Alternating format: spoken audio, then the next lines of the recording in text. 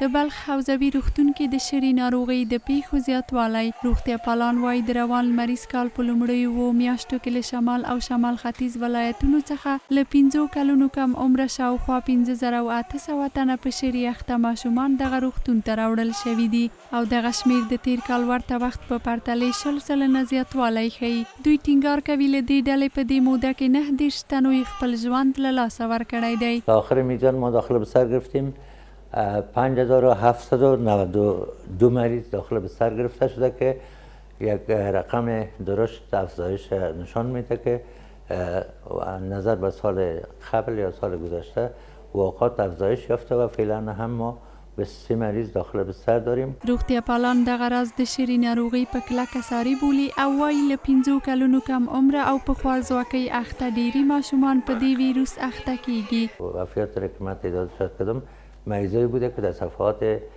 نهایی خود در اند استیج خود مراجعه کرده بوده که کاملا اختلالات خود داده بوده، یا مریض سوی تغذی داشته، یا مریض مصاب یک آفت ولادی قلبی بوده یا یک آفت دماغی قبلی داشته. مریضایی بوده که سیستم معافیتی پایین، سوی تغذی، امراض زنجوی مثل امراض قلبی، امراض تنفسی دیگه هم داشته که این مریضا ناوخت مراجعه کړل. ورته وخت کې یو شمیر ناروغ لرونکي که څه هم د بلخ په حوزوي روغتون کې د چوپړتیاو له وړاندې کېدو خوښ دي، خو د دې ناروغۍ په چټکه خپرېدو اندېښنه څرګندوي. خاکان گرفته بود. یک دو شب در خانه آوردیم، بعد از اینجا آوردیم در شفاخانه بلخ شریف. یعنی اینجا بستر کرد، دکترها به ما بسیار خدمت کرد، ما از پیش بسیار خوشحالی میگم. وضعیت بچه ما واسه ما اول خو یک ذره خراب بود ولی خوب است ان شاء الله. این 8 روز میشم اینجا بستر است، خوب شده برای فعلا.